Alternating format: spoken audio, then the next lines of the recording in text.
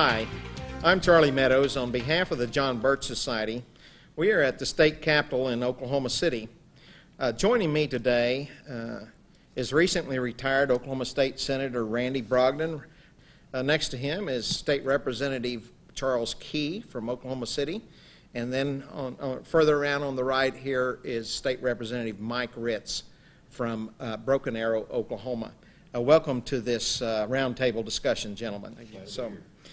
Many Americans believe that the federal government has become too powerful. It's outside of its boundaries as enumerated in Article 1, Section 8 of the United States Constitution. And they're very concerned about it. And it's really led to a lot of frustration. And so with that frustration, they're trying to find answers. They're looking for, what do we do to solve the problem of this runaway, tyrannical federal government today? And so they're coming up with solutions. And some of these solutions could actually be, I think, real harmful to our nation and its future. So tell us just briefly, Randy, what is one of the most popular misguided efforts out there today? Well, Charlie, not only misguided, but probably one of the most dangerous options that's on the table today are legislators and politicians around this country calling for a constitutional convention. I believe it would be devastating to the United States of America as our founding fathers gave it to us, but there is a move around the state to call for conventions, and we would be much better off to, if we want to amend the Constitution, to go through the amendment process, not a convention. Charles, I'm going to ask you a question now. We're really seeing this ramp up right now, this effort to call a con-con. A lot of different groups, as Randy was saying there. Would you kind of just give us a little bit of the history of the ideas for a con-con? Well, yeah, it's not new. It's been an idea that's been brought up many times over the decades. It goes back to the 60s and the 70s when people got concerned about the federal government growing bigger and bigger, debt problems, continually going outside the bounds of the Constitution. And so this is not a new idea. It's something that's been proposed for probably 30 or 40 years. Over the years, there's been a real struggle between advocates of the Constitutional Convention and those of us that are opposed to a Constitutional Convention. And that's created a lot of friction. What have the states done? What's been the reaction of the states over many years now? Well, throughout the years, there have been a lot of states that have actually called for a convention, but in very recent history, and certainly here in Oklahoma, we have rescinded our previous calls for a constitutional convention for the reasons that we've already talked about. But the states are now, the state legislators are getting active. They're being proactive in writing legislation to rescind their previous calls. And I would imagine there's a lot of elected officials in the state houses around the country that may not even know that their state has already called for a convention. So it would be good to rescind that this year. I think, the first state to do that was back in 1988, if I'm not mistaken. I think it was Florida and maybe Alabama at the same time.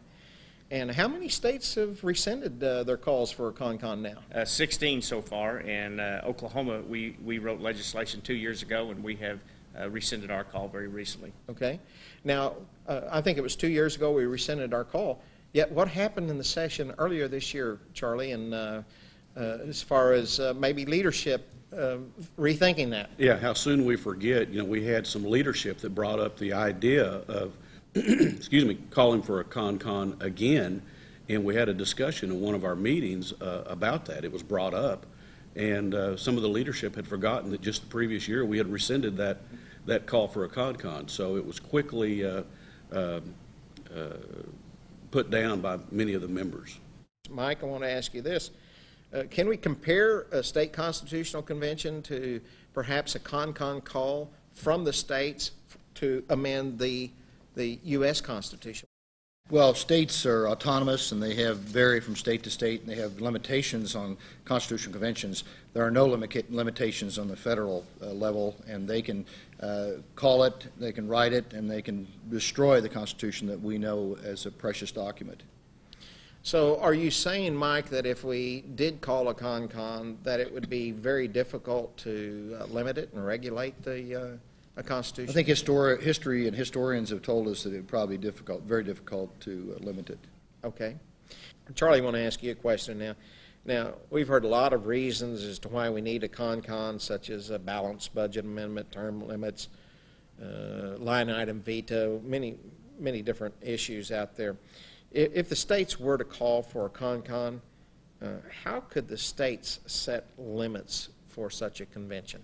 Well, they really could not. Now, there's a lot of people that are proposing that the states could do that. And there's a lot of legislators that think that they could, and they could attempt to do it. But history tells us that when we've had constitutional conventions in the past, that it has never stayed on the single subject or subjects that it was supposed to address. It always ventures out into many other subjects.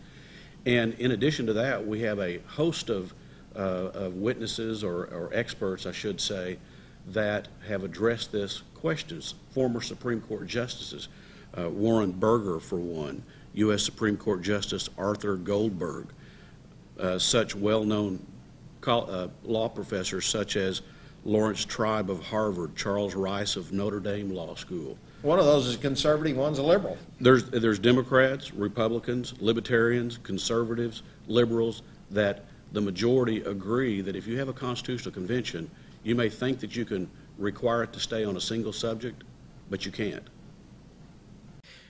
Randy, I want to ask you a question. Now, let's just say, for example, that the proponents of a con do win out and we convene one. Let's say it actually did a good job.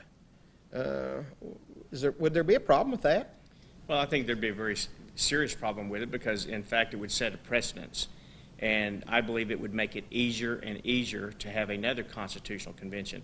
We haven't had one since 1787, and we've rocked along pretty well so far. And once a new convention is called, and like Charles said, everything would be on the table. And if everything didn't go quite the way that they wanted at that time, they could come right back and call another one. And I think we would be in danger of almost having a perpetual convention. And again, that would just destroy the very fabric of our country.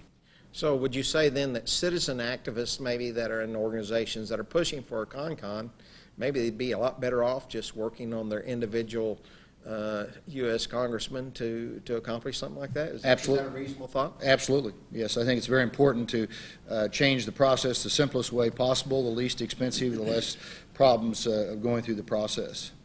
Now, Mike, I want to ask you another question. Some of those that are wanting a con right now are referring to our form of government as a democracy.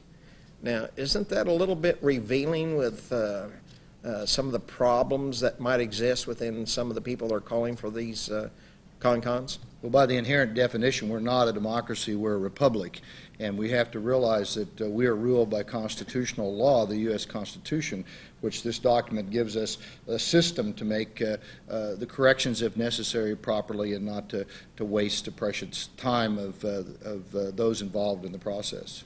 Let's just ask a question here that I think is real important. If there are some needed amendments, and amendments would be good, are you opposed, Randy, to amending the Constitution? I'm not necessarily opposed to amending the Constitution. I'm opposed to amending it through a constitutional convention.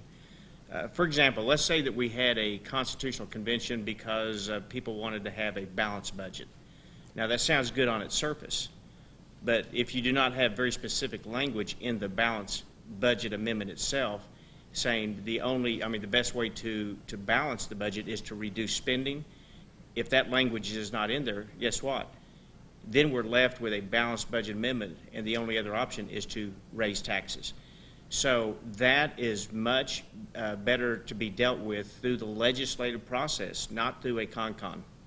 What are your thoughts on that, Charlie, as far as should we be opposed to any amendments? Well, there's probably very few people in this country that's against a balanced budget, and especially when you look at what the federal government has done over quite a number of decades. But, you know, if we just looked at the last few years, the last 10 years, this is the number one issue, the economic issue, the fiscal issue. So everyone is concerned about the problem we have with the federal government putting us into debt to future generations. But again, this is not the answer, having a constitutional convention. There is another way, and Senator Brogdon just mentioned that. Yeah, I think if people understood there was another way besides the constitutional convention and fully understood the pitfalls and the possible The problems dangers. with a con-con, they would get behind this other method, which has worked more frequently and more often through the history of our country, and get behind that effort, because I think we might be able to get it done in that method. Yeah. Now, perhaps part of that method, Mike, would be changing out certain elected officials in the federal government. And in this last election cycle, we just changed out a large number of them. What are your thoughts on that? Well, that's a good point. I think that what we have to look at is it's a constant process of retooling the elected as well as the electorate. Human nature is that repetition is the essence of learning, and we need to learn well the constitutions of our federal system as well as our state system to be able to make sure that our elected officials understand that. And if we do not continue to elect constitutionalists to the primarily the most important branch, I think, is the House of Representatives, because they control the money. And as a result, if we don't get people involved at a grassroots level to educate all of the people around them as well as the elected officials, then we've lost the game from the beginning. Back to the balanced budget amendment, it's an oxymoron. You cannot have a budget unless it's balanced. And that's one of the arguments that we have to look at, whether it's the line item veto or term limits or whatever it is. Whoever is changing the rules and then interprets the rules, unfortunately, we know the courts are not always tuned to the Constitution. And we have to realize that the states will have to take that back and initiate that in many instances and control it, rescind these con-con calls, and then educate the electorate. I want to compliment you three men for not only being constitutionalists, but actually believing in the high moral principles of service and good government, and I just want to thank you so much for being a part of this roundtable today. Thank you very much.